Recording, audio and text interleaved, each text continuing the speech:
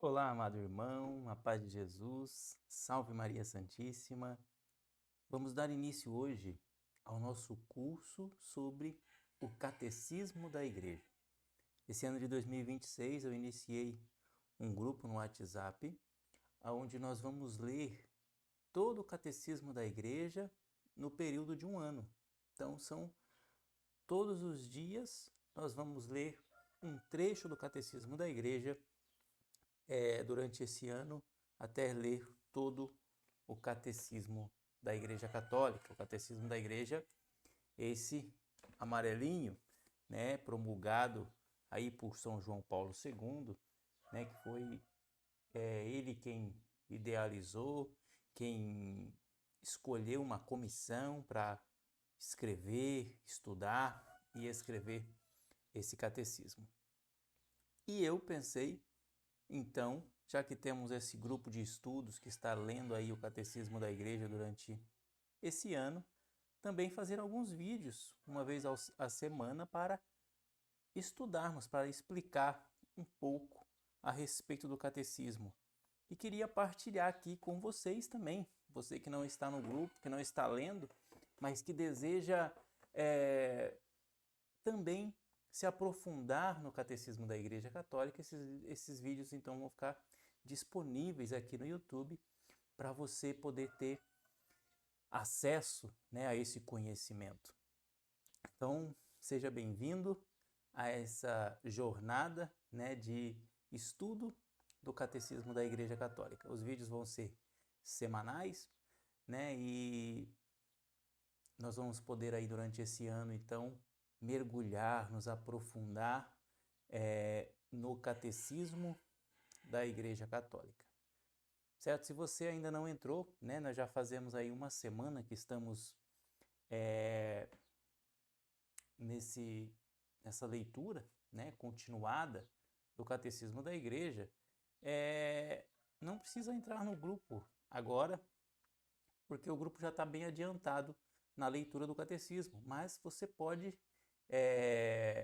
a partir desses vídeos, fazer a leitura, né, do Catecismo aí na sua casa. Se você tem o Catecismo da Igreja, se você não tem, adquira um livro que todo católico precisa ter, né, para poder estudar a sua fé. Aqui está todo o conteúdo da nossa fé católica. Aqui está toda a resposta para a vida do católico, né? Nós vamos entender um pouquinho a respeito disso hoje.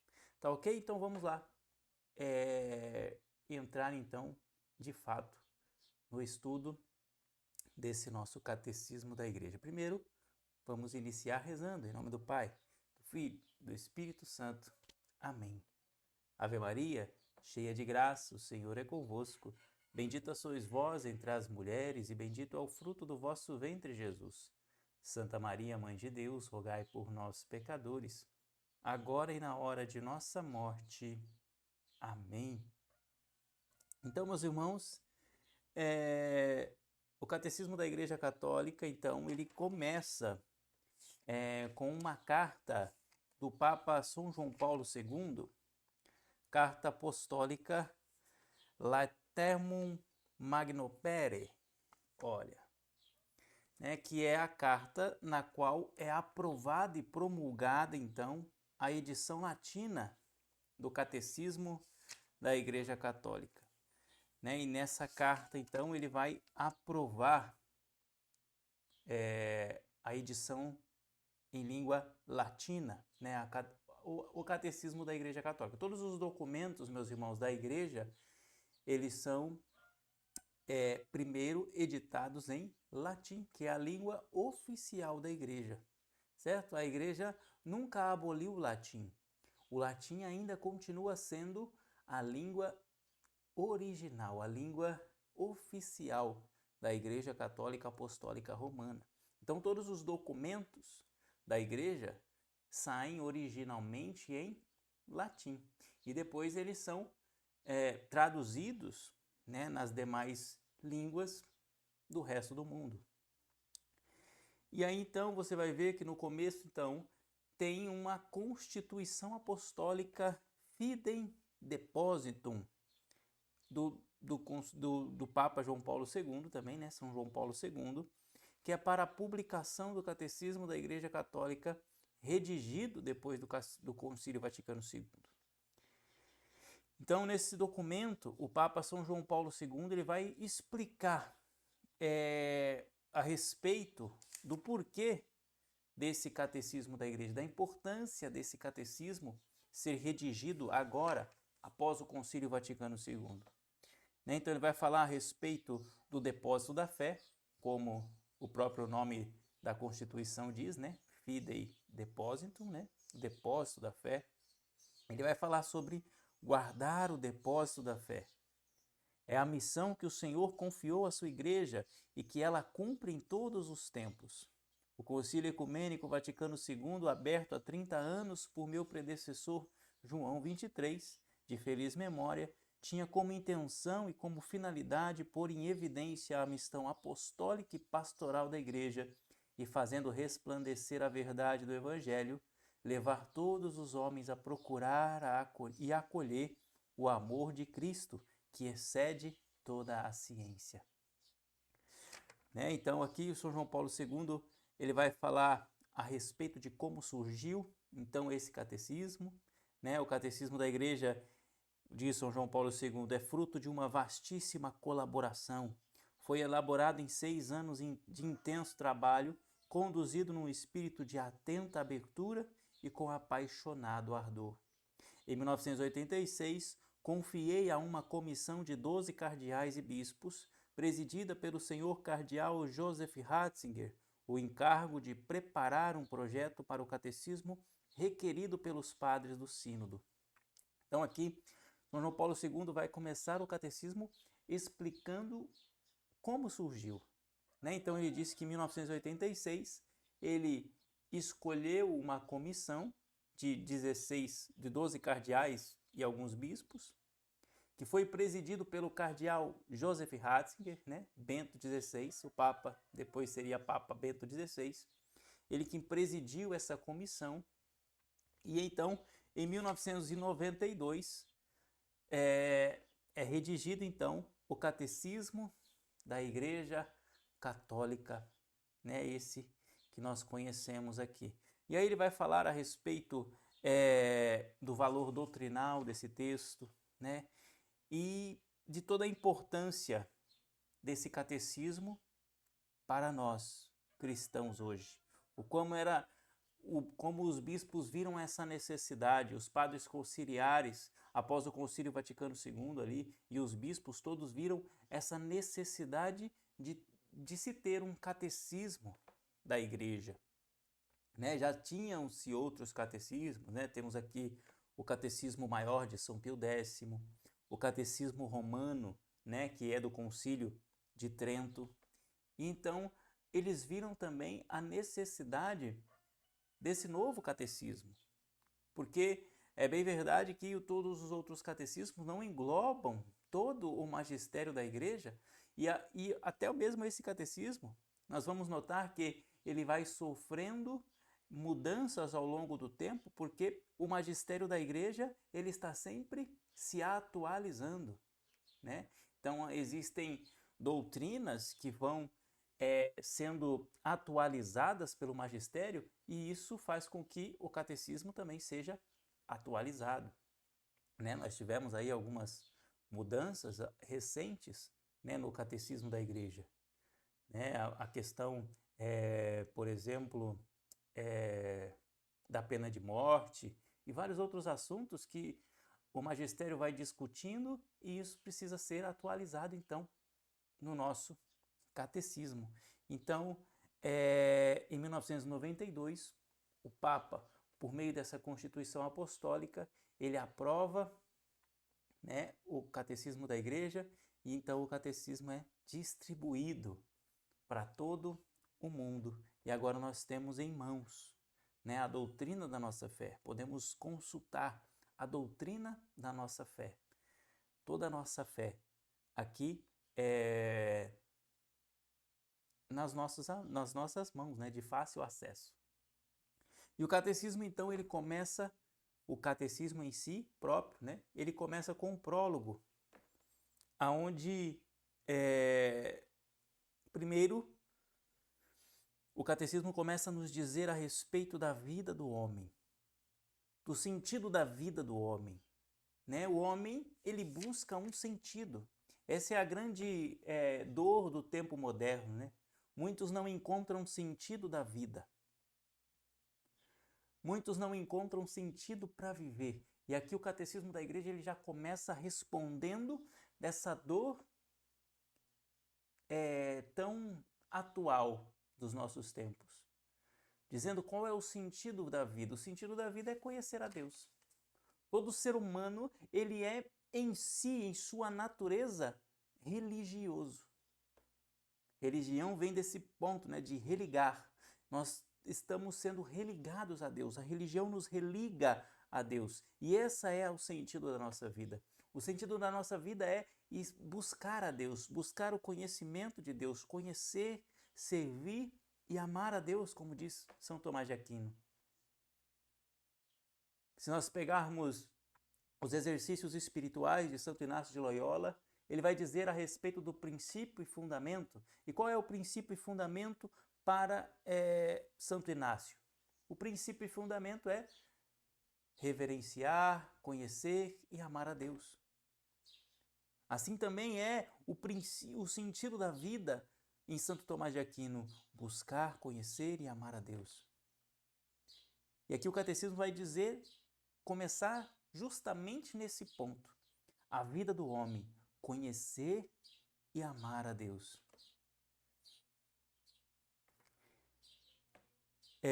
Eu não vou ficar lendo o catecismo, senão fica muito cansativo e demasiado longo, então eu vou citando algumas partes para a gente entender o contexto e caminhando na estrutura do nosso catecismo, certo?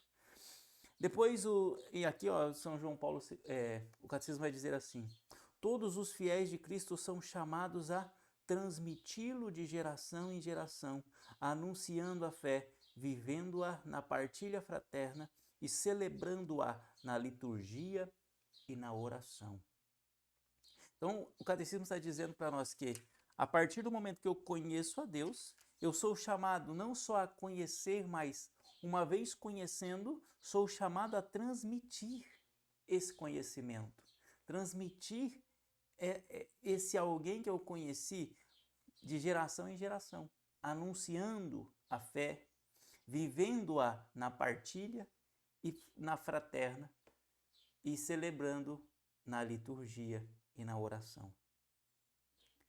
E aqui ele entra no segundo ponto, a partir do número 4 do catecismo, que é a catequese. Transmitir a fé. Né? E aqui ele vai falar a respeito da catequese da igreja, né? Que a igreja, desde o princípio, ela faz catequese, ela anuncia, ela proclama Jesus de Nazaré, ela proclama a salvação, o mistério da redenção. E aqui toda a igreja é chamada a fazer o que a igreja sempre fez, catequizar. Catequizar os pagãos, catequizar aqueles que ainda não chegaram ao conhecimento da verdade, catequizar aqueles que ainda não chegaram ao conhecimento de Jesus, ao conhecimento das Escrituras.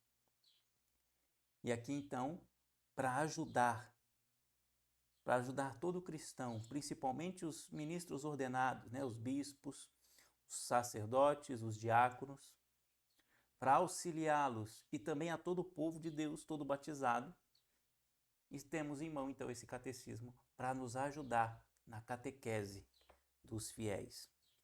E aí no ponto número 11 em diante, ele vai falar a respeito sobre o objetivo e os destinatários desse catecismo. Para quem são os catecismos? E ele diz assim no número 11: o presente catecismo tem por objetivo apresentar uma exposição orgânica e sintética dos conteúdos essenciais e fundamentais da doutrina católica, tanto sobre a fé como sobre a moral, à luz do Concílio Vaticano II e do conjunto da tradição da Igreja. Suas fontes principais são a Sagrada Escritura, os Santos Padres, a liturgia e o magistério da Igreja. Veja então quais são as fontes principais do Catecismo da Igreja. O Catecismo da Igreja todo está baseado na Sagrada Escritura, nos Santos Padres, na teologia dos Santos Padres. Quem são os Santos Padres? Os Santos Padres são os primeiros cristãos. Homens ali que foram discípulos dos apóstolos. Homens ali que muitos conheceram Jesus, ou os que não conheceram Jesus foram ali discípulos dos próprios apóstolos de Jesus, discípulos diretos dos próprios apóstolos. Então, esses são os Santos Padres, são os padres da Igreja. Também é fonte principal a liturgia e o magistério da Igreja. Destina-se ele a servir como um ponto de referência para os catecismos ou compêndios que são elaborados nos diversos países. Então, qual é o objetivo desse catecismo? Esse objetivo é facilitar, ajudar os catequistas, ajudar aqueles que ensinam a fé, auxiliar aqueles que desejam transmitir a fé a outros. E a estrutura desse catecismo, a partir do número 13, parágrafo número 13, o catecismo vai dizer a respeito de como ele está estruturado. Então, ele está estruturado em 4 partes, certo? 4 partes. A primeira parte é o credo, o símbolo da fé, o símbolo dos apóstolos. Veja que o credo não é só uma oração que nós rezamos na liturgia da missa. O credo, ele é uma profissão de fé. Eu professo aquilo que eu creio. São artigos da minha fé. Creio em um só Deus, Pai Todo-Poderoso, Criador do céu e da terra, de todas as coisas visíveis e invisíveis. Creio em um só Senhor Jesus Cristo. Então veja, eu creio num Deus, Criador, creio em Jesus, creio no Espírito Santo, creio na Igreja, creio na ressurreição da carne, creio na remissão dos pecados. Então são artigos de fé que eu creio. Quando eu professo a minha fé, eu não estou fazendo só uma simples oração decorada, eu estou proclamando aquilo em quem eu creio, aquilo em que a Igreja crê e ensina. Então essa é a primeira parte do nosso catecismo. O que nós cremos? A profissão de fé, o que eu creio, certo? A segunda parte são os sacramentos, a liturgia, podemos dizer, como eu celebro o que eu creio. A terceira parte são os mandamentos, como eu vivo o que eu creio. Então, primeira parte, o que eu creio. Segunda parte, como eu celebro o que eu creio. Terceira parte, como eu vivo o que eu creio. Os mandamentos.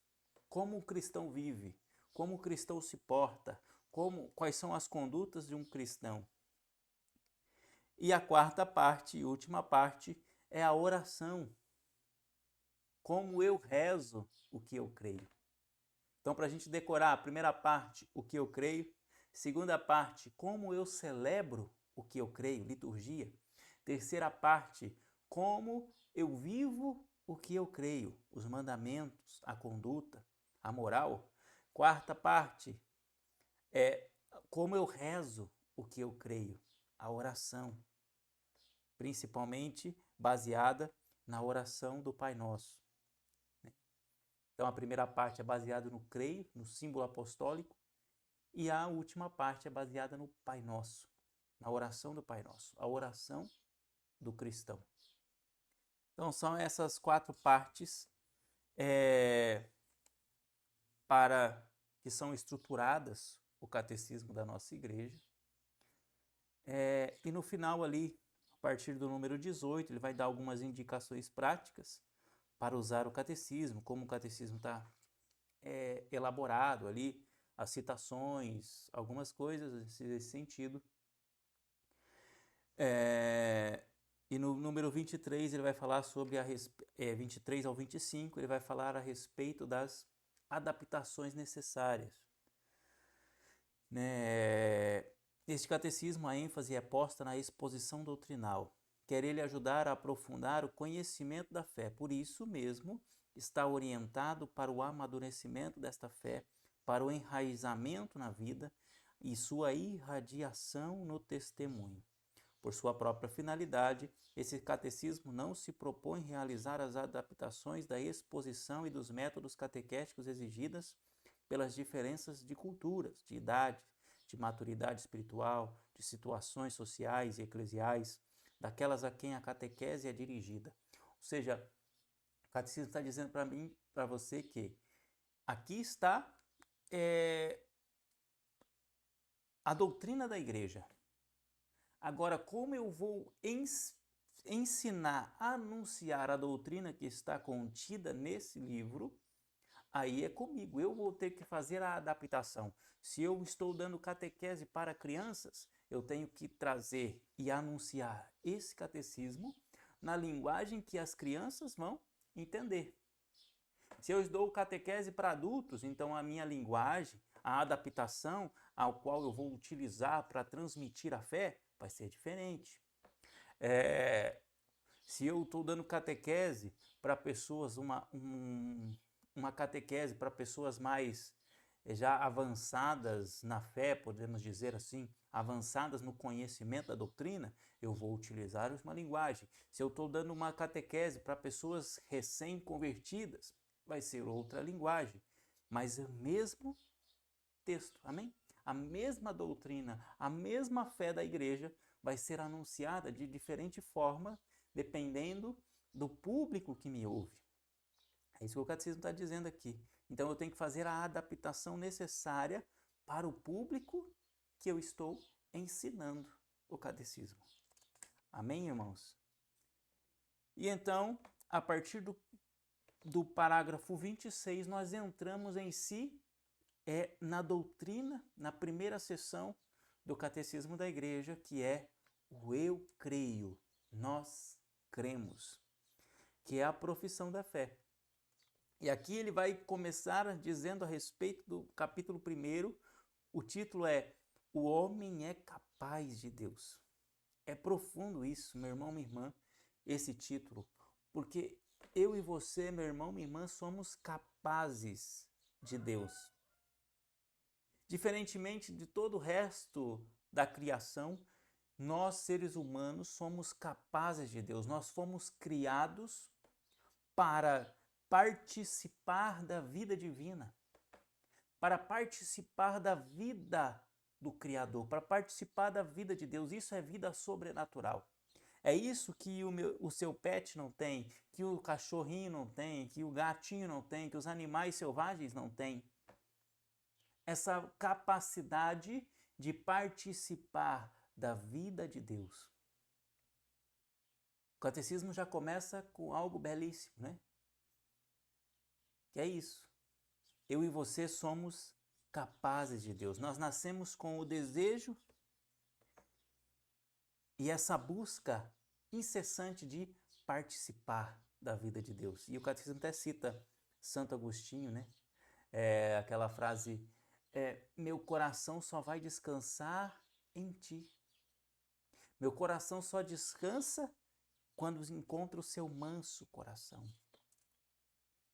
Né? Então esse é o desejo de Deus ao nos criar. Ele nos criou para participarmos da sua vida. E por isso ele vem em todo o tempo, em toda a história da salvação, nos dando essa oportunidade e nos devolvendo sempre que nós perdemos.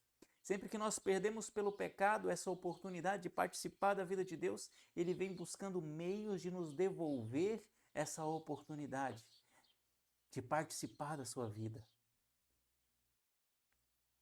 E aqui então o catecismo vai dizendo a respeito dessa necessidade, dessa importância de eu e você buscarmos viver a vida de Deus, a vida sobrenatural. Se o homem pode esquecer, no número 30, o catecismo diz assim: se o homem pode esquecer ou rejeitar a Deus, este, de sua parte, não cessa de chamar todo homem a procurá-lo, para que viva e encontre a felicidade.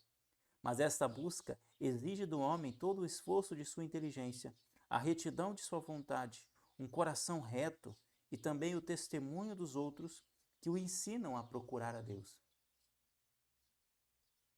Veja, Deus nos chama a essa busca, a procurá-lo.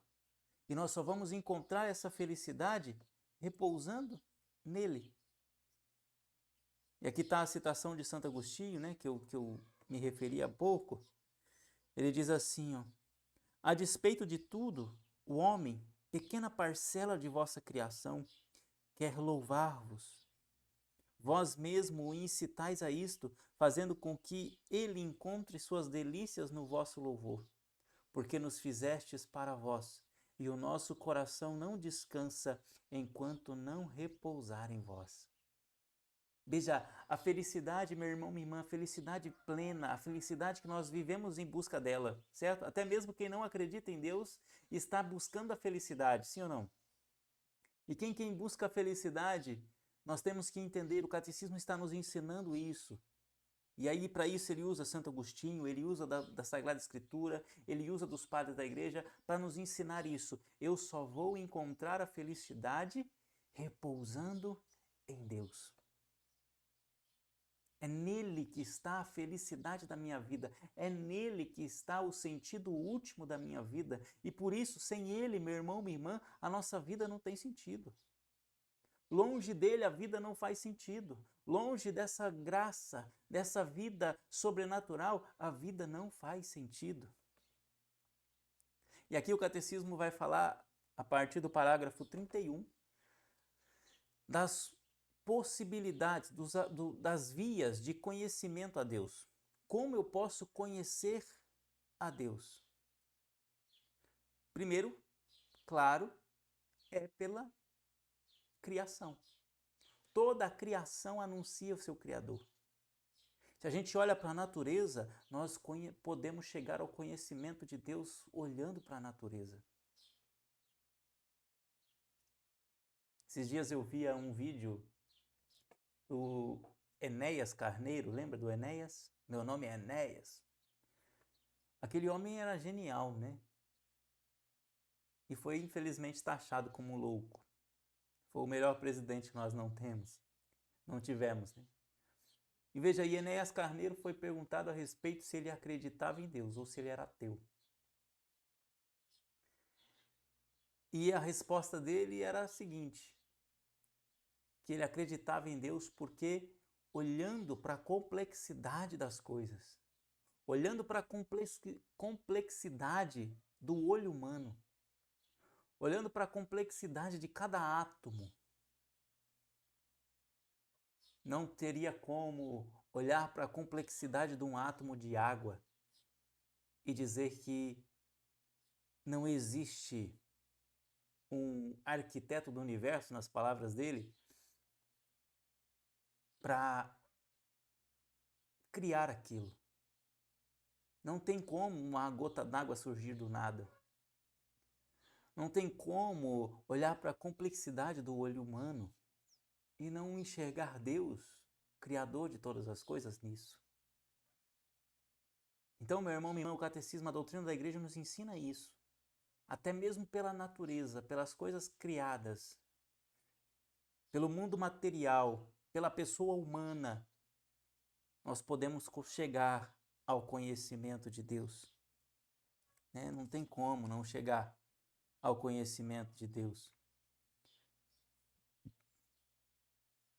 Chegamos também ao conhecimento de Deus pela mera razão.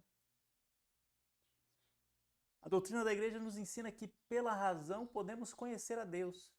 Pela razão chegamos ao conhecimento de Deus. Somente pela razão podemos chegar ao conhecimento desse Deus, né?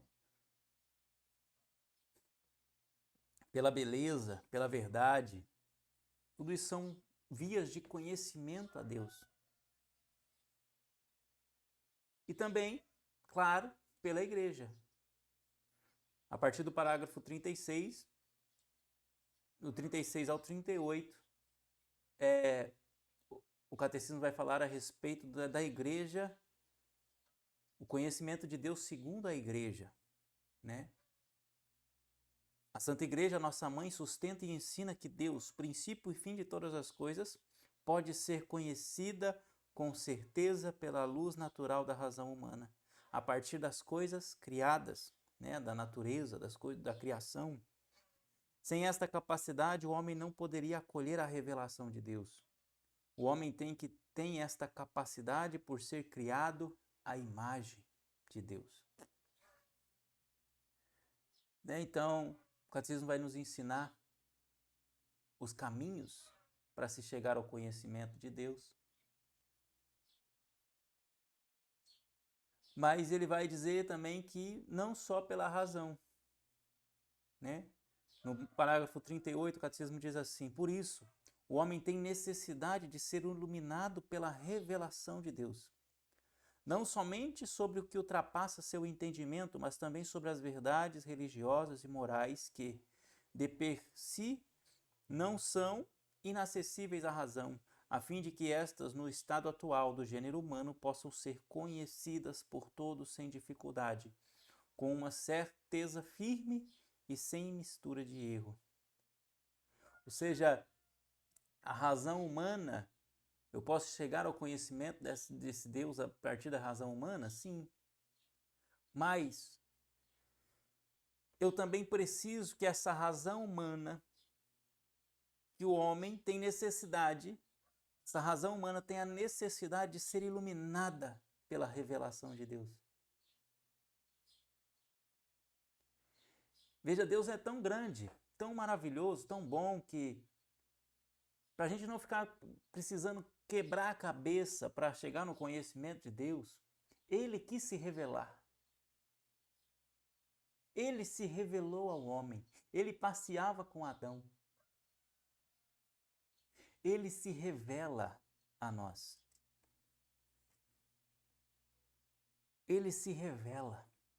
E aí nós chegamos então no capítulo 2º do nosso catecismo, que vai falar a respeito disso, né? Que Deus vem ao encontro do homem. Esse é o título do capítulo 2º. Deus vem ao encontro do homem. No parágrafo 50 diz assim: mediante a razão natural, o homem pode conhecer a Deus com certeza a partir de suas obras. Mas existe outra ordem de conhecimento que o homem de modo algum pode atingir por suas próprias forças, que é a revelação divina. Por uma decisão totalmente livre, Deus se revela e se doa ao homem. Falo revelando seu mistério, seu projeto benevolente que concedeu desde toda a eternidade em Cristo em prol de todos os homens. Revela plenamente seu projeto enviando seu Filho bem-amado, nosso Senhor Jesus Cristo, e o Espírito Santo. Veja, Deus vem ao encontro do homem, Deus se revela. Deus Pai se revela a Adão, caminhando com ele. Deus Pai se revela a tantos, fazendo aliança com Noé, fazendo aliança com Abraão, fazendo aliança com os povos, com o povo de Deus, criando o povo de Deus, elegendo Israel como seu povo. Né? Deus revela não só ele em si, como revela também seu projeto benevolente, né? Seu projeto de bondade, seu projeto de amor. Sereis o meu povo e eu serei o seu Deus. Olha que belo isso.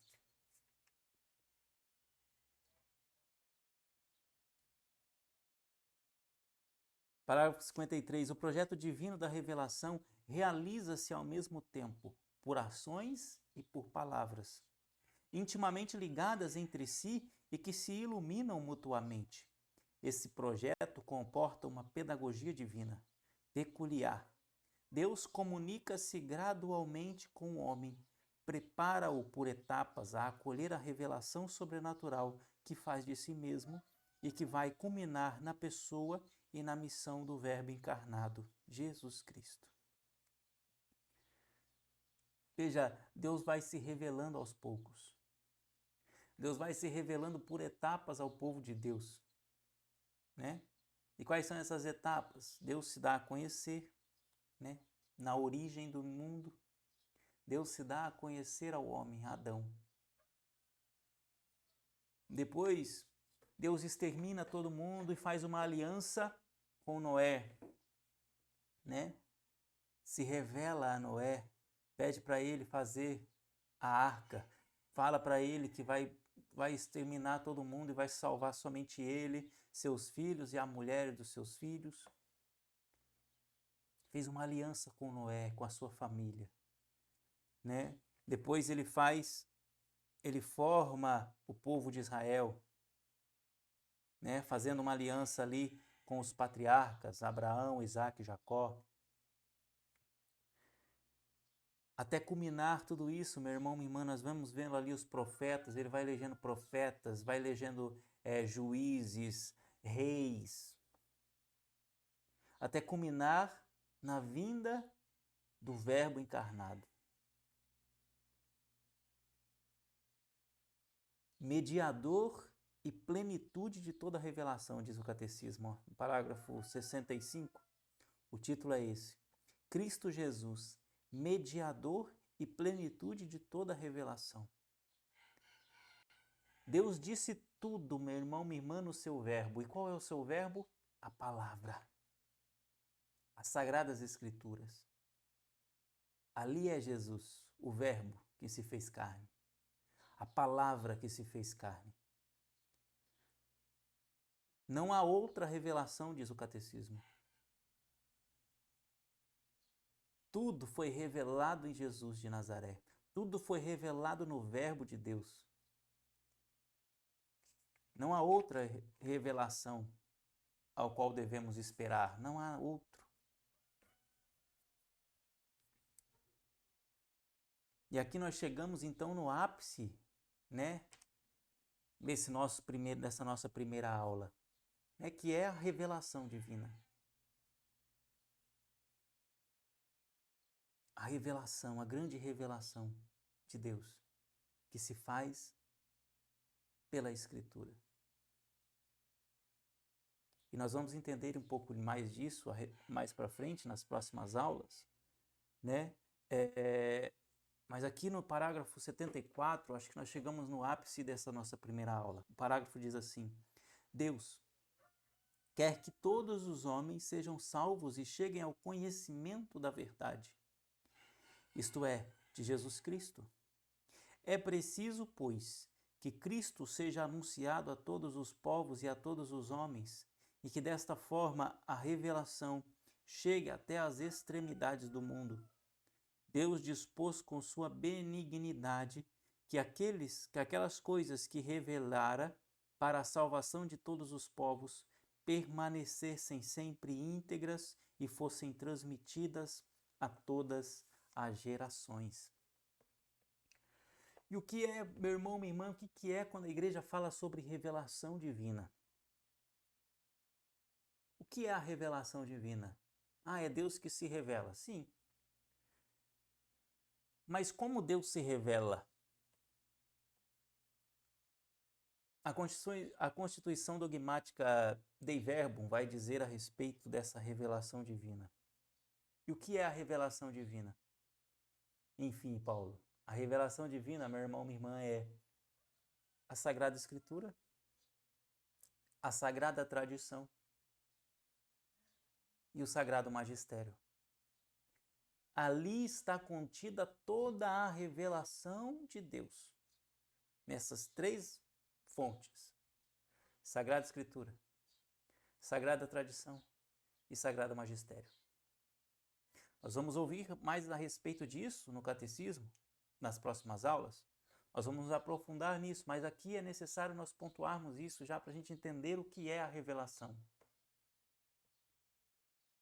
Então, claro, tem a revelação divina, como o próprio nome diz, e existem outras revelações que são chamadas pela igreja de revelações particulares. Nós vamos ver isso também mais à frente, nas nossas próximas aulas, quando o catecismo for tratar a respeito disso. que é a revelação particular? Revelação particular, meu irmão, minha irmã, são revelações que algumas pessoas têm na igreja, algumas em êxtase, que são aprovadas pela igreja, certo? Por exemplo, as aparições de Nossa Senhora. Calma, nós temos que entender que existem aparições e aparições, certo? Existem aparições que foram aprovadas, reconhecidas como autênticas, verdadeiras pela igreja. Ou seja, quando a igreja olha para aquela revelação particular, uma pessoa que viu Nossa Senhora, uma pessoa que viu São José, uma pessoa que viu Jesus, que Jesus falou com ela. Isso são revelações particulares.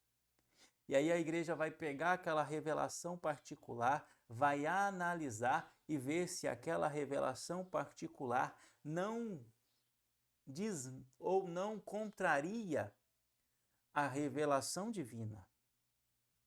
E aí então ela diz, isso não tem nada contra a fé da igreja.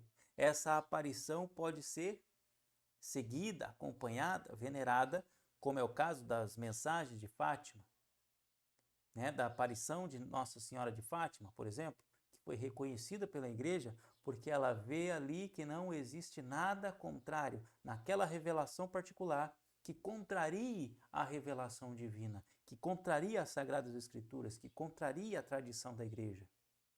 Certo? Deu para entender? Então, revelação divina é a Sagrada Escritura, a Sagrada Tradição, interpretados pelo magistério da igreja. E as revelações particulares são pessoas que viram Nossa Senhora, que viram Jesus, que tiveram uma locução interior de Nossa Senhora, de São José, do seu anjo da guarda, e aquilo foi reconhecido pela igreja ou condenado pela igreja. Quer um outro exemplo de revelação particular? O Diário de Santa Faustina. O Diário de Santa Faustina é uma revelação particular. Aquele diário são experiências místicas de Faustina, né, de uma santa da igreja, chamada Santa Faustina Kowalska, em que Jesus vai ali pedindo para ela a divulgação da devoção à sua divina misericórdia. E a igreja olhou, estudou, analisou aqueles escritos e reconheceu que naqueles escritos não tem nada contrário à revelação divina, nada que contrarie a revelação divina. Então todo cristão católico pode ter acesso, pode ler, pode ter devoção à divina misericórdia. Entendeu? Mas é necessário nós entendermos que qual é a revelação do próprio Deus, que é a mais importante. A revelação particular eu posso crer ou não crer e eu continuo sendo cristão católico. Agora, a revelação de Deus eu não posso dizer que eu não creio. Porque é a revelação divina, é inspiração do próprio Deus. A palavra de Deus é palavra de Deus, como o próprio nome diz, porque a igreja o reconhece assim, como inspirado por Deus. A tradição da igreja, né, a pregação dos apóstolos, a patrística, aquilo que os santos padres ensinaram, isso são revelação de Deus. Deus se revelou, né, na tradição apostólica. Deus se revela na Sagrada Escritura. Deus se revela. E é o magistério da igreja que interpreta essa revelação divina, tanto da Sagrada Escritura como da tradição, da Sagrada Tradição Apostólica. Certo? Então é isso o nosso primeira aula do nosso catecismo. Né? Na segunda aula nós vamos continuar nos aprofundando a respeito dessa revelação divina, mas aqui o importante dessa primeira aula foi isso, né? Nós somos capazes de Deus. Somos chamados a viver essa vida sobrenatural, a participar da vida de Deus. E para isso Deus nos chama, e para isso Deus se revela. E nós chegamos ao conhecimento desse Deus pela sua própria revelação. Ele veio ao nosso encontro, meu irmão, minha irmã. Ele veio ao nosso encontro porque nos ama. Nos deu a Escritura, nos deu a tradição e nos dá o magistério. Quanta riqueza nós temos, amém? Obrigado, meu irmão, minha irmã, você que assistiu até aqui. Deixa o seu like, né? Segue, se inscreva nesse canal se você ainda não é inscrito, né? Para você acompanhar as próximas aulas. Clica no sininho das notificações lá, clica no sininho, aperta lá todas as notificações para você ser notificado todas as vezes que uma aula nova subir aqui no canal, certo? Deus te abençoe, nos acompanhe, né? Não perca e tenha coragem. Talvez você olhe para o livro e fale assim, nossa, que livro grande, não sei se eu vou dar conta de ler tudo isso. Nós vamos dar, certo? Temos 1 ano para isso. Então, coragem, perseverança e te espero na próxima aula. Deus te abençoe.